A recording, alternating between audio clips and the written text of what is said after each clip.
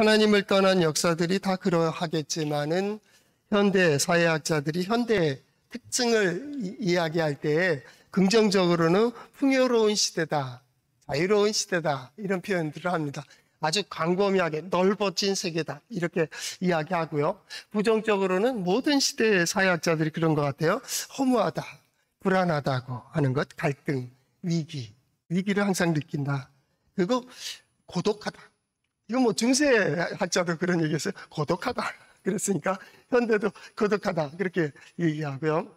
더 중요한 것은 이기적이다라는 겁니다. 이기적이다. 그러니까 옛날 예수님 당시에도 이기적, 중세에도 이기적, 현대에도 근대에도 지금도 마찬가지 이기적이다라는 것이고요. 더 중요한 이 모든 것들을 읽어가면서 이 한 가지 특징으로 얘기한다면 정체성을 상실했다. 정체성을 상실했다. 그래서 우리 교회가 한 5단계 정도로 이제 목회 계획을 세우면서 지금 한 3단계 정도 했는데 그 첫째가 뭐냐면 우리가 어떻게 생각할 거냐. 나의 설 자리에 서고 해야 될 일들을 감당하자. 그런 얘기로 계속 나갔습니다. 두 번째 단계에서는 하나님께서 깨닫게 해주시는 대로 결단하자라는 것이었고요. 세 번째로는 지금 이제 나아가야 될 길을 보며 나아가는 그 단계로 나간다. 그래서 계속 믿음에 대해서 얘기하고 있는 때죠. 근데 그 단계마다 넘어갈 때 가장 그 한계를 어떻게 넘어갈 수 있을까라는 것이죠. 우리의 지식과 우리의 경험만이 믿음이 뭐냐라고 물어본다면 믿음은 새로운 문이 열려지는 거다. 이렇게 얘기합니다. 새로운 문이 열려지는 것이다. 라는 것이고요. 누가 열어? 하나님이 오셨다. 믿음은 하나님께서 열어보게 하시고 듣게 하시고 깨닫게 하시고 역사하시는 그 무엇이다라고 하는 그게 믿음. 이전에 보지 못하던 것들을 보게 됐고 이전에 들려지지 않던 것에 관심을 가지고 듣게 되었다라는 겁니다. 우리가. 누가요? 여러분들이. 그것이죠. 그래서 하나님께 나와 예배하는 이유도 마찬가지입니다. 예배하는 이유도. 그래서 1월 달부터 하나님 능력이 있으시다.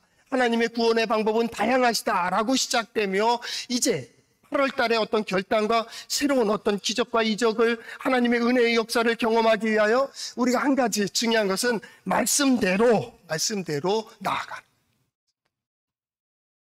그 말씀에 대한 말씀대로 나가기 위해서 가장 중요한 것은 뭐냐면 편견을 버려라. 우리가 지난 3주 전에는 뭐예요? 방향을 잃지 마라. 언제나 하나님을 향하여 예수 그리스도를 향하여 예수 그리스도의 복음을 향하여 그 방향을 잃지 마라. 그 믿음도 마찬가지입니다. 하나님께서 원하시는 뜻이 무엇이며 하나님이 어떻게 역사하시며 어디로 인도해 가실지 관심을 하나님께 가져라. 하나님께. 어차피 그 코로나라고 하는 바이러스의 큰 강은 이거는 시간이 오래 걸리는 시간들이 언젠가는 반드시 건너가야 될 강이고 그 강은 이전의 강과 이전의 육지와 다른 세계로 우리를 인도해 가게 될 걸. 생각도 달라집니다.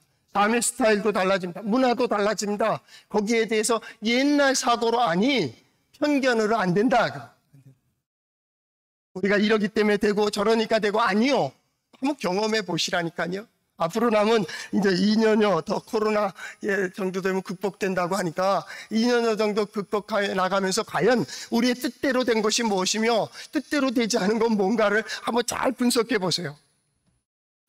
저는 신앙생활하기 진짜 좋은 시대가 되었다 생각이 돼요. 진짜 하나님의 역사와 하나님의 은혜가 아니면 하나님의 형상으로 지음받은 인간이 인간으로서의 어떤 가치를 존중받을 수가 없다. 하나님의 은혜, 하나님의 역사, 그 중에 중요한 게 하나님의 말씀입니다. 우리가 8월 달에 주제가 영문 밖으로 나아가자. 이 한계를 예루살렘을 성전을 벗어날 수 있는 그 길은 하나님의 말씀이에요. 하나님의 말씀, 예수 그리스도의 복음을 듣고 나아가는 그 길 외에는 이 한계, 편견을 벗어날 수가 없어요. 이 편견의 한계는 뭐예요? 내 경험과 내 능력과 내 실력이에요. 나는 할 수 있다. 나는 내 능력이 있다. 나는 힘이 있다. 해보시라니까요. 신앙생활을 안 하면 몰라도 신앙생활을 하면 지금 그 싸움이 아주 계속될 거예요. 자기 속에서의 싸움이죠. 하나님은 들려주시고 하나님은 깨닫게 해주시는데 그대로 나가야 됨에도 내 생각과 내 경험과 내 지식이 아직도 발동하는 거예요. 내 감정과 내 마음대로 하고 싶은 것이 있으니 해보시라니까요. 되지도 않은 자기와 된 줄로 착각하는 자기와의 싸움이 계속되고 있을 겁니다. 이거 아마 끝까지 갈 겁니다. 그러면서 거기서 무엇을 배워요? 하나님의 뜻대로 해야 되는 게 있구나 라는 것을 배워요. 그게 어디에 나와 있어요? 말씀에 나와 있죠. 말씀에. 하나님의 말씀이, 예수 그리스도의 복음이 그것을 얘기하고 있는 거예요. 말씀 할 때에는 첫 번째는 뭐냐면 말씀 자체가 능력이 있어요. 말씀 자체가 능력이 있어요.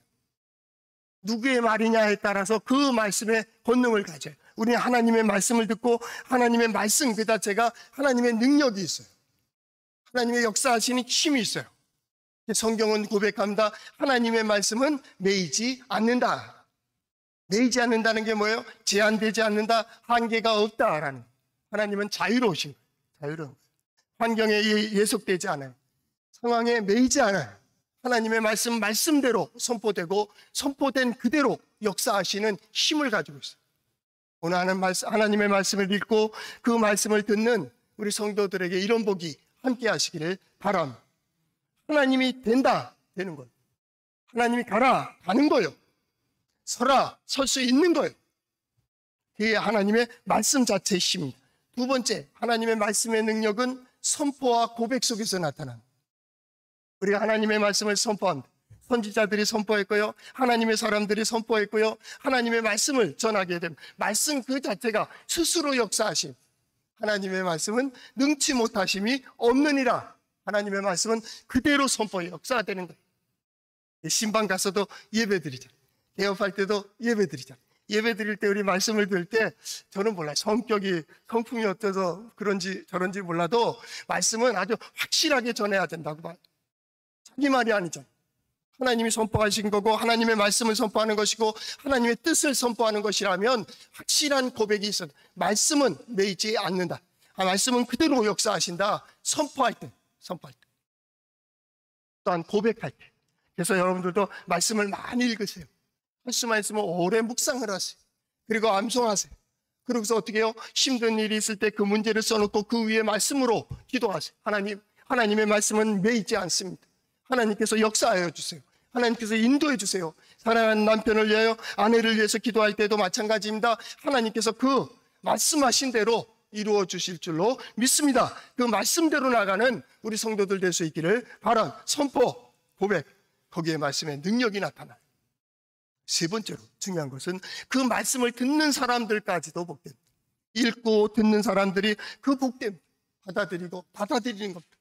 아무리 많은 말씀을 선포하고 선지자가 가까이 있고 예수님이 가까이 있다 할지라도 믿지 않고 받아들이지 않으면 아무 의미가 없어요. 옆에 불이 났습니다. 불이야 하고 외쳤는데 불이 난 거에 대해서 믿지 않는다면 아무 의미가 없습니다. 타 죽어도 그 사람은 불이 안 난 겁니다. 여러분의 믿음이 어디에 있습니까? 우리의 믿음은 어디에 있어요? 하나님에 있어요. 하나님. 그래서 성경 말씀을 보고 예수 그리스도의 복음을 듣는 거예요. 하나님의 말씀이기 때문에, 하나님의 능력이기 때문에. 그래서 우리는 온전히 하나님의 말씀을 받아들이고 수용하는 거예요. 그래서 성경을 펼치는 거예요. 그러지 않는다면 성경 펼치는 것이 화가 돼요. 수용하는 자들만이 복이에요. 하나님을 찾기 위해서 성경을 펼치지 마세요.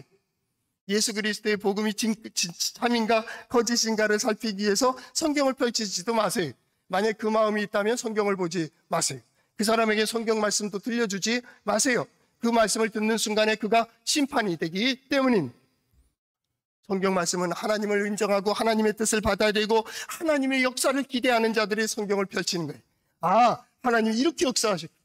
예수 그리스도의 복음이 이렇게 능력이 있으시구나. 예수님은 이렇게 역사하셨구나. 예수님이 우리를 이렇게 인도해 주셨구나. 그래서 하나님의 말씀을 우리가 듣고 읽고 보는 거예요. 한번 따라해 볼까요? 하나님의 말씀인 성경은 나의 신앙이요 나의 고백입니다.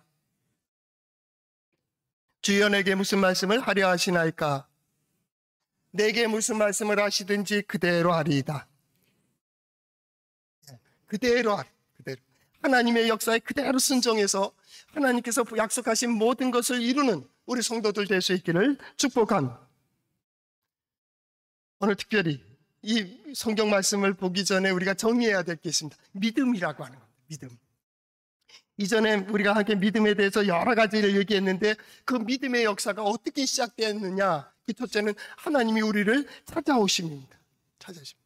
우리의 마음을 두드리시고 우리 안에 들어와 역사하시는 성령의 내주하심. 하나님은 영이십니다. 하나님께서 역사하실 때는 내 안에서 역사하고 계시는 거예요. 그게 첫 번째 역사입니다.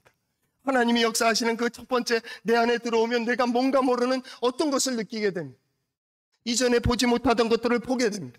이전에 깨닫지 못하던 것도 이제 예수 믿어야 되는가? 하나님이 살아계시는가? 하나님 능력이 있으신가? 나도 교회 가야지 하는 생각을 갖게 되는 거예요. 어떤 하나님이든지 나도 믿어봐야겠다. 이것이 믿음의 첫 번째, 찾아오신 하나님의 역사입니다. 우리의 마음을 잘 흔듭니다. 그러면 안 되잖아. 두 번째 단계가 뭡니까? 설득하는 과정입니다. 하나님의 역사가 우리 안에서 시작되게 되면 우리 마음이 계속 갈등이 생깁니다. 뭔가 모르는 어떤 흔들림이 있습니다. 거기에 대해 생각합니다. 이게 뭐지? 이게 뭐지? 이게 뭐지? 교회에 가봅니다. 예수를 믿습니다. 예배를 드립니다. 기도를 합니다. 그럼에도 불구하고 하나님의 말씀대로 저렇게 어떻게 살아가? 하나님이 이렇게 하라는데 아니 저거 안 되지. 상식적으로 안 되고 합리적으로 안 되고 세상은 어떻고 사람들은 어떻고 과학은 어떻고 기술은 어떻고 지식은 어떻고 미련하다고 하고 지식이 있다고 얘기합니다. 그 갈등이 시작됩니다. 저도에 말씀드렸듯이 되지도 않은 자기와 된 줄로 착각하는 자기와의 싸움이 하나님께로 향합니다. 하나님의 말씀이 분석되게 됩니다. 하나님의 말씀에 대해서 때로는 의심이 되기도 하고 때로는 기대가 되기도 합니다. 그런 과정을 밟는다. 결국 누가 승리합니까? 자신이 승리합니다. 그래서 야곱처럼 이 길도 가기도 하고 저 길도 가기도 합니다. 그리고 그 마지막을 봅니다. 그래서 마지막 고백이 뭡니까? 하나님이 옳으시다. 하나님이 옳으시다. 내 고집대로, 내 생각대로, 내 경험대로, 내 지식대로, 내 능력대로 살아가다가 이게 아니구나. 이게 믿음. 그래서 예배의 자리에 올라옵니다. 그리고 기도합니다. 하나님의 말씀을 들었습니다. 하나님의 말씀대로입니다. 어떤 사람이 이발사인데 그분이 이발해주면서 성경 얘기를 한참 하다가 글쎄요, 저 성경을 읽어보니까 다 내 얘기하는 것 같아요. 내 얘기. 이전엔 들려지지 않았는데 지금은 다 들려진다. 내가 왜 그렇게 고생했는지 왜 힘들었는지 이제 알겠대. 이제 새로운 삶을 산다고. 그러면서 그 고백을 하는 걸 봤어요. 하나님께서 설득하시죠. 정말 그게 옳은 거예요? 그 길에 가는 거예요? 그 일을 해야 돼요? 그렇게 살아야 돼요? 그것이 하나님께서 우리에게 복 주시기 위한 문이에요? 그러면 그렇게 하세요. 하나님께서 계속 설득합니다. 그래서 어떤 목사님 표현하기 설복, 하나님께 설복이라는 표현을 썼어요. 그 앞에 무릎을 꿇는 겁니다. 우리 신앙인이 누굽니까? 하나님께 무릎을 꿇은 사람입니다. 하나님의 뜻이라면, 하나님의 말씀이라면 하나님의 생각대로 가겠습니다 라고 하나님을 전적으로 수용하게 됩니다. 그리고 어떻게 됩니까? 그래서 하나님과 하나가 되는 거예요. 말씀이 내 안에 들어옵니다. 그 다음부터 귀가 열리고 하나님의 말씀을 들을 때마다 소망이 되고 위로가 되고 나도 그럴 수 있을까? 내 안에서 어떻게 역사될까 하는 기대를 가지게 됩니다. 하나님과 하나가 되는 거예요. 그리고 어떻게 됩니까? 믿음이 내 것이 됩니다. 하나님이 내 안에, 내가 하나님 안에 있습니다. 즉 소유되는 거예요. 하나님이 내 안에서 역사하십니다. 하나님께서 내 생각을 주장하십니다. 지혜로 역사하십니다. 내가 입으로 고백한 대로 하나님은 역사하시는 것을 보게 됩니다. 하나님의 능력을 보게 되는 거예요. 우리가 기도합니다. 기도한 대로 응답됐다고 얘기합니다. 왜 그렇습니까? 하나님과 내가 하나가 되었기 때문입니다. 이게 믿음. 이게 믿음의 역사입니다. 여기서부터 시작됩니다. 이것이 이제 외부로 나가려고 하는 시작을 합니다. 이게 고백을 하게 되고요. 행동하게 되고 그런 일들을 이루게 됩니다. 이 전체가 하나가 믿음입니다. 가정 몰라도 됩니다. 그저 하나님께서 내 안에서 역사하고 계시고 그 역사하심에 대해 받아들임, 그것이 믿음. 그리고 하나님의 역사를 보는 거예요. 봐. 눈을 감고 싶고요. 때는 귀를 틀어막고 싶은 그때에도 하나님은 봐. 이래도 계속 우리를 만들어 가세요. 하나님은 영원하신 분이, 하나님은 조급하지 않아요. 하나님은 서두르지 않으세요. 하나님은 언제나 일정하세요. 항상 그 자리에 올 때까지입니다. 어긋난 길에 가 있는 사람들을 하나님께서 너 잘한다, 내가 더 이상 회복시켜줄게. 아니요, 그렇게 되질 않아요. 이 자리에서 끝까지 이리 오라고. 저기서 여기서 끝내주세요. 아니, 와, 올 때까지 안 돼. 하나님의 고집이. 내가 안 돼. 너 다음 세대 또 세우고 또 세우고 또 세워서 결국은 그 자리에 서게 하는 거예요. 하나님 계속 우리를 인도해 가시는 거예요. 시간이 지난 다음에 우리는 돌이켜보면 하나님이 오르셨다고, 하나님이 지혜로우시다고, 그래서 하나님의 말씀을 듣고 하나님의 말씀대로 행하는, 그게 뭐예요? 신앙생활. 그 길을 가는 이들이 어떻게 하나님이 살아계심을 드러냅니까? 그 길을 가는 이들이 받는 은혜와 복이 무엇입니까? 하나님의 능력이 어떠하신지를 믿음의 사람들을 보며 하나님 살아계시다, 하나님 능력이 있으시다. 저희 어렸을 때 저희 그 동네가 유가족촌이에요. 옛날 유가족촌.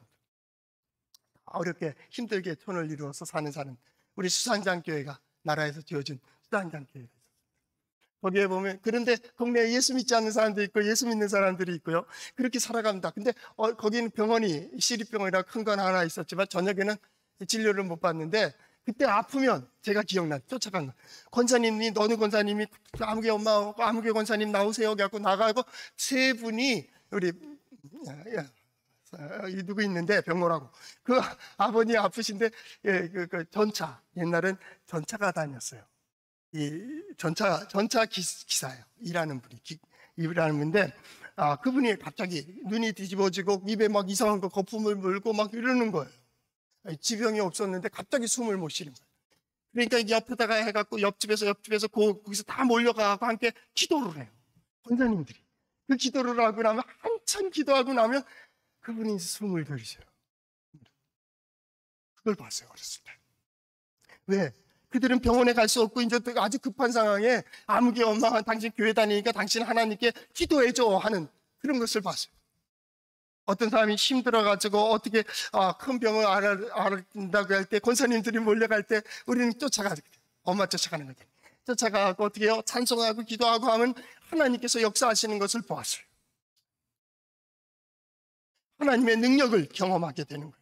그게 왜겠습니까? 하나님의 영이 우리로 충만케 될 때 우리는 하나님의 능력을 경험하게 될 것입니다. 이것이 하나님의 영광이 우리 성도들과 함께 하시기를 바랍니다. 오늘 성경 말씀을 보면서 우리는 이것을 미리 전제해 두고 한번 보자 그 말. 요한복음은 예루살렘 중심으로 기록된 성경입니다. 예루살렘의 사건들이 많이 기록되어 있습니다. 예루살렘 중심으로 기록이 되었습니다. 예수 그리스도의 복음에 예루살렘에 관한 일들이 많습니다. 그런데 오늘 성경 말씀이 있는 요한복음 4장 1절은 이렇게 시작됩니다. 예수께서 제자를 삼고 세례를 베푸신 것이 요한보다 많다 하는 말을 바리새인들이 들은 줄을 주께서 아신지라. 그리고 가로고 그 다음에 3절 유대를 떠나서 다시 갈릴리로 가실세라는 겁니다. 아니, 예수님께서 왜 유대에 있고 유대 땅에 있고 예루살렘에서 그들과 함께 말씀을 전하고 대화를 하고 거기서 기적도 이적도 베풀으셔야 될, 그렇게 되는 거 아니에요? 근데 왜 떠난다? 성경은 떠난다는 것에 대해서 좋은 이미지를 가지고 있지는 않습니다. 분리되는 것, 같은 동질이 갈라지는 것에 대해서 좋게 생각 안 하고요. 그 다음에 이렇게 떠난다는 것에, 떠난다라는 단어를 별로 좋아하지 않습니다. 그런데 예수님이 떠나신다고요. 여러분들 어떻게 생각하십니까? 예수 그리스도 하나님의 아들 선지자 메시아라고 부르는 그 하나님의 말씀을 전하는 선지자가 그 예루살렘 유다를 떠나고 있어요. 그리고 어디로 갑니까? 갈릴리로 갑니다. 사마리아로 갑니다. 갈릴리로 가기 위해서 올라가는 길이 세 길이 있습니다. 하나는 여러분 보는 입장에서 동쪽으로 요단강을 끼고 올라가는, 지금 고속도로에 있는 요단강을 해서 갈릴리까지 올라가는 옛날 왕도라고 하는 군사도로가 있습니다. 또 한 가지는 저 지중해 서쪽으로, 지중해 해변을 끼고 가는 해안의 길, 즉 옛날에 상인의 길이 있었어요. 이건 저쪽 메소포타미아와 이집트를 연결하는 그 길입니다. 그런데 아브라함이 걸었던, 이삭이 걸었던 족장의 길이 있어요. 그 가운데 산맥을 끼고 이렇게 걸어가는 길입니다. 그게 세겜, 베델, 실로도 있고요. 그 예루살렘을 해서 저 텔부에세바에 이르는 그런 길로 이어지는 족장의 길이라는 곳이 있습니다. 근데 이스라엘 사람들, 특별히 남쪽 유다 사람들은 중간에 있는 사마리아 사람들을 좋아하지 않았습니다. 왜냐하면 옛날 아수르가 이 북쪽 이스라엘을 점령하면서 남자들을 다 이주시켜 버렸어요. 딴 데 있는 남자들을 사마리아로 데리고 왔어요. 그래서 혼혈을 만들어 버렸어요. 그래서 유다 사람들은 갈릴리로 갈 때에는 항상 요단강 길을 따라가든지 지중해 길을, 해안의 길을 따라서 갔어요. 근데 오늘 성경 말씀에 보면 예수님이 어디로 가십니까? 갈릴리로 가야 되는데 사마리아를 통과해요. 굳이 예수님이 사마리아를 통과하는 이유가 무엇일까요? 유다에서 논쟁이 있고 유다에서의 그 종교적이고 성전이 있는 그곳에서의 그 갈등 구조 속에 올라가고 있는 예수님, 사마리아를 왜 굳이 통과할까요? 두 번째, 이 사마리아로 가는데 한 여인과 대화하게 됩니다. 4장 초반에 보면 사마리아 여인과 대화해요. 여인이 말합니다. 아니, 당신은 유대 남자면서 나한테 왜 물을 달라고 합니까? 라고 얘기해요. 여러분 어떻게 생각하세요? 사마리아를 통과하는 예수님, 사마리아 여인한테 물을 달라고 사마리아 여인과 대화를 하고 있는 그 예수님. 그런데 더 중요한 건 이 복음서는 뭐라고 기록하냐면 사마리아 여인이 당신은 유대 남자로서 이라는 얘기를 하다가 내가 보니 선지자입니다 라고 대화를 해요. 또 말씀을 계속 나눈 가운데 동네 사람들한테 가서 뭐라고 얘기합니까? 내가 보니 그가 메시아라. 메시아 같다. 여러분들도 와서 보세요. 여러분도 와서 들어보세요. 그 말씀을 듣습니다. 사마리아 사람들이 고백합니다. 이전에는 너 여인을 통해서 우리가 들었는데 우리가 직접 들어서 우리도 믿는다 라고 얘기하는 거예요. 유다에서는 듣지 못했던 사마리아에서의 듣는 고백을 보는 거예요. 그는 메시아, 선지자요, 메시아로 고백하고 있어요. 여러분 어떻게 생각하십니까? 더 나아가서 갈릴리 지방으로 들어갔는데 갈릴리 지방에서 오늘 성경 말씀이 기록이 되는 겁니다. 왕의 신한. 왕의 신한. 이 왕이 누굽니까? 황제가, 로마 황제가 임명한 분봉왕입니다. 헤롯 안티바스라고 주경학자들은 얘기하는데 그게 신하입니다. 관료입니다. 그러면 일단은 이방인이든 아니든 식민지 백성으로서는 좋지 않은 사람입니다. 지배층에 있고 로마에 붙어서 살고 있고 로마인일 수도 있고요. 로마의 관리입니다. 이 사람이 예수님, 유대의 선지자를 찾아옵니다. 그리고 유대 선지자가 찾아왔고 유대 선지자에게서 자기의 아들이 죽어가던 아들이 죽을 병에서 살아납니다. 여러분 어떻게 생각하십니까? 이방 사람, 이방의 지배자들, 군림하고 있는 옛날 일제시대 일본 놈들 그 앞에서 아니면 그 관리가 우리 한국의 지도자를 찾아와가지고 살려달라고 해갖고 살려준 거랑 똑같은 거거든요. 여러분 이거 인정됩니까? 여러분 어떻게 생각하십니까? 예수 믿는 사람들이 많이 있고 예배 드린 사람 많고 기도하는 사람 많고 말씀을 듣는 사람들로 많이 있는데 저 밖에 있는 사람이 예수도 못 두고 하나님도 모르는 사람이 이제 죽을 병에 걸려가지고 하는데 저 교회 다니는 사람들이 저 교회 예배당 뜰만 밟아도 낫는다고 하고 예배당 뜰만 밟아도 복되다고 하고 예배당 뜰만 밟아도 은혜 받는다고 하니까 남 모르게 부끄러워서 몰래 숨어 들어와가지고 저 예배당 마당을 밟으며 누가 볼까봐 조심스럽게 지나가며 여기 하나님 낫게 해주신다는데 나를 낫게 해주신다면 내가 예수 믿겠습니다 해서 낫다고 생각해요. 이 안에서는 기적도 없고 이적도 없는데 능력도 보지 못하고 하나님 살아계심도 못 보는데 저밖에 하나님도 모르고 예수도 모르고 예수의 말씀도 모르고 하나님의 말씀도 모르는 사람이 이적을 경험했다고 생각한다면 여러분 어떻게 생각하십니까? 더 나아가서 다른 종교를 가지고 있습니다. 이슬람도 좋고 이 불교도 좋고 다 좋습니다.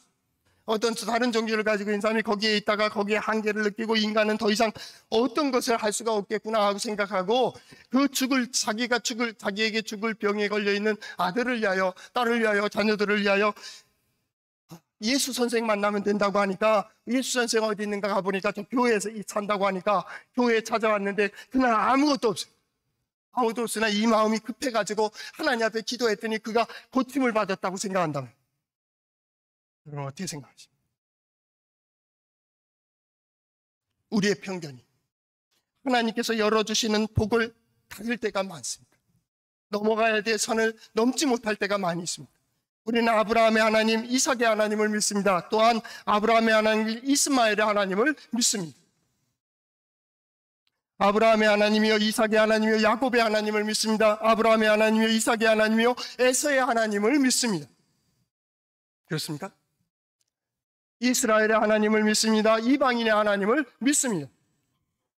사울의 하나님을 믿습니까? 다윗의 하나님을 믿습니다.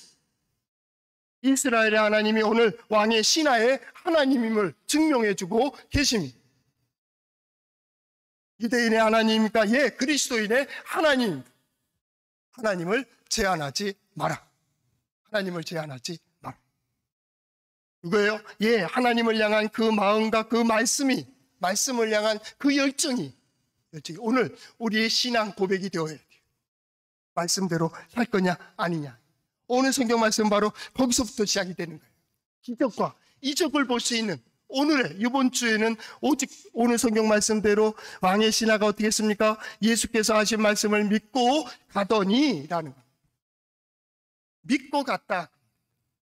그러나 고백은 한 가지 똑같습니다. 구약의 예를 나아만 장군의 예를 들 건데 그 예랑 똑같습니다. 내 아들이 병들어 죽게 되었으니까 내려오셔서 그를 고쳐주소서 하는 얘기입니다. 여기랑 비교되는 말씀 중에 하나가 뭐냐면 열왕기하 5장에 나오는 나아만 장군입니다. 아람의 군대 장관인 나아만이라는 사람이 있었습니다. 그 사람이 나병 환자로 문둥병으로 고생하고 있었습니다. 그때 유대 지역에서 노예로 끌려온 한 소녀가 여주인을 섬기다가 그런 말을 합니다. 우리 사마리아 지역에 가면 선지자가 계신데 만약에 선지자가 여기 계셨더라면 주인이 고침을 받았을 것입니다 라고 얘기했습니다. 아마 여러 가지 일에 수고를 했을 겁니다. 그래도 고침을 받지 못했기 때문에 그 소리를 딱 듣는 순간 나도 거기 가면 고침을 받을 수 있지 않을까 하는 생각을 했을 겁니다. 여주인은 남편에게 말했습니다. 우리 여정이 있는데 그가 이렇게 하면 고침을 받을 수 있다고 합니다 라고 얘기했습니다. 나아만 장군은 그게 귀에 쏙 들어왔습니다. 하나님의 역사에 문을 열어주셨습니다. 왕의 서신을 가지고 이스라엘로 갔습니다. 이스라엘 왕이 그 서신을 듣고는 이제 이거 핑계 삼아서 우리 이스라엘을 치려고 하는구나 하고 겁을 먹고 있었습니다. 그리고 그 나아만 장군과 일행들을 하나님의 사람 엘리사에게 보내게 됩니다. 열왕기하는 이렇게 기록이 되어 있습니다. 5장 9절 나아만이 이에 말들과 병거들을 거느리고 이르러 엘리사의 집 문 앞에 섰더니 라는 말입니다. 이제 왕의 서신을 가진 나아만 장군이 자기 호위 무사들과 함께 이제 선지자의 문 앞에 서 있습니다. 자, 나아만 장군이 이 어찌어찌해서 이런 일 때문에 왔답니다. 엘리사에게 전했습니다. 그 다음에 기대는 무엇일까요? 엘리사가 이렇게 했습니다. 10절 엘리사가 사자를 그에게 보내 이르되 너는 가서 요단강에 몸을 7번 씻으라. 내 살이 회복돼 깨끗하리라 하는지라. 나아만 장군의 입장에서 보면 황당한 겁니다. 지금 자기 장관인 것도 그렇지만 왕의 서신을 가지고 진짜 왕과 같이 왔는데 선지자가 나오지도 않고서 무례하게 그것도 요단강 물에 가서 7번 씻고 가라. 그럼 깨끗해진다 라고 얘기하고 있는 거예요. 여러분 같으면 어떻게 생각하십니까? 열왕기하 5장 11절은 이렇게 되어 있습니다. 나아만이 노하여 물러가며 이르되 에이 돌아가자 하고 얘기하면서 이렇게 얘기합니다. 내 생각에는 그가 내게로 나와서서 내 생각에는 그가 나와야 될 거 아니야. 신앙생활을 하며 우리가 간혹 여기에 빠질 때가 많습니다. 그게 편견입니다. 내가 하나님도 이렇게 해야 되고 하나님이 이렇게 역사해야 되고 길도 이것이고 이것으로 될 거라고 착각하는 편견을 가지고 있을 때가 있다가 믿고 싶은 대로 믿는 거예요. 하고 싶은 대로 하는 것이 하나님의 뜻이라고 생각할 때가 있다고만. 그러나 위기 속에서는 이것이 통하지 않는다라는, 긴 시간에 이루어질 일이 짧은 시간에 이루어지기 때문에 이제는 절대적인 신앙과 고백 외에는 여기서는 통하지 않는다. 나아만이 생각한다. 내 생각에는 그가 내게로 나와서서, 두 번째 뭐라고 얘기하느냐 하면 그의 하나님 여호와의 이름을 부르고, 하나님의 이름을 부르며, 그런 거 있잖아요. 우상 숭배하는 사람, 이방의 주술가들은 어떻게 합니까? 눕혀놓고 요란을 떱니다. 막 소리도 지르고 안 되니까 막 몸에다 흉터도 내면서 그냥 간절함을 드러냅니다. 그리고 뭐라 그랬어요?